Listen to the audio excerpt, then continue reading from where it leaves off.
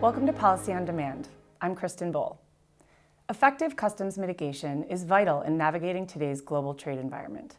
By proactively managing customs risks, companies can streamline cross-border trade and maintain a competitive edge in the global marketplace. Today, I'm joined by Mark Truchan at PwC's Global Transfer Pricing, Trade, and Indirect Taxes Conference in Prague to dig a bit deeper into this issue. Mark, thanks for being here. Thank you, Kristin. Happy to be here in Prague. It's a lovely city, isn't it? Beautiful. Enjoying our time here.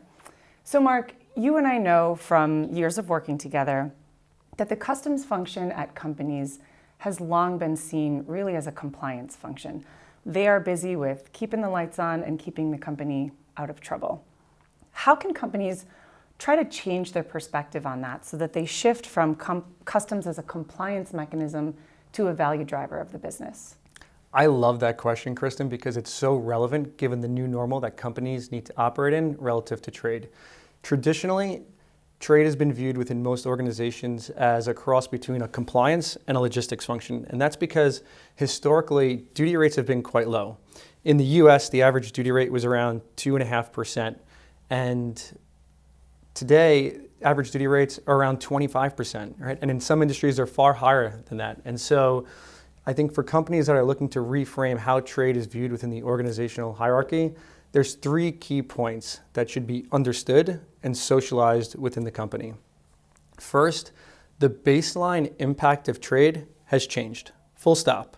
For most companies, tariffs represent a above-the-line material cost, and we've seen corporate profits wiped out in their entirety due to tariffs. And so we are well beyond looking at trade as a compliance issue or a cost of doing business.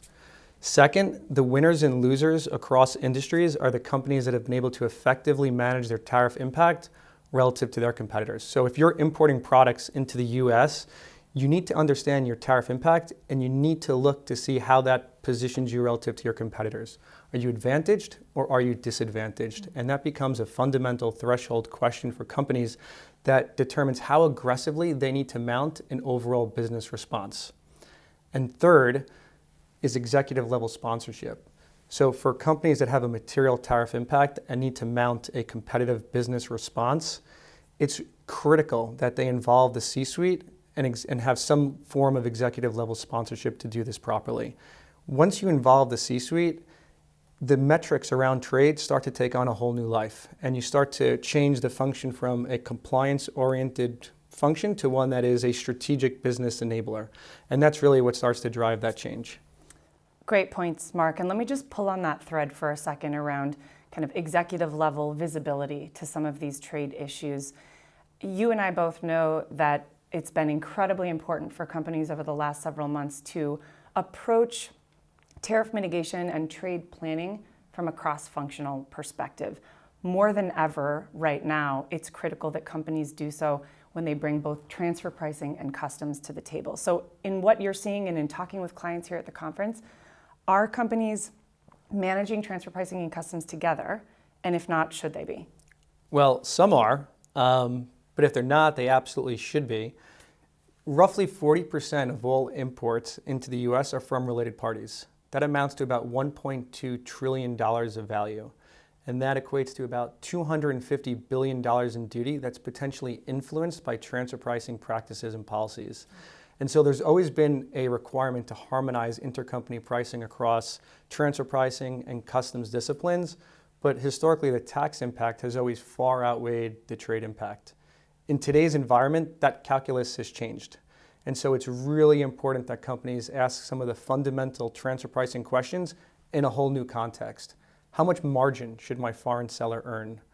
Are royalties the right mechanism for remuneration? What type of intercompany payments do we have around IP and services? Which entity in the value chain should be responsible for R&D? Basic questions, but they have a whole new light given the trade environment that we're in today. Well, and that's part of the reason that this conference is transfer pricing, trade, and indirect taxes, because we are all realizing how critically important it is to get all three of those disciplines together. So Mark, as you discuss the global trade environment with clients at the conference, what are you hearing from companies about their customs and trade strategies? At this point, the strategies are pretty well understood. For sale, foreign trade zones, duty drawback, transfer pricing, obviously.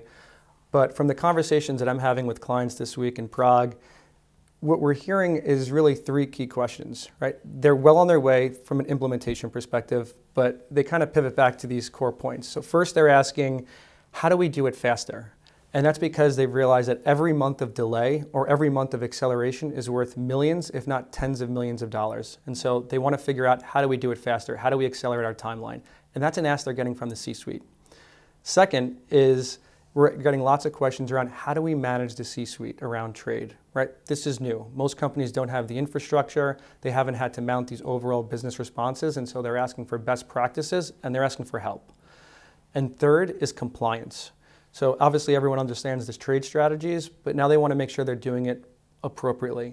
The Department of Justice actually highlighted trade as the #2 white-collar crime that it's going to be enforcing, and it's doing so through a cross-government task force. And so companies are nervous, and they want to implement these strategies, but they want to make sure it gets done properly. Thank you so much, Mark. Great insights. Really appreciate you being here today. You can find other interviews from this meeting in Prague under the Transfer Pricing channel on the Policy on Demand website. We appreciate you watching. Take care.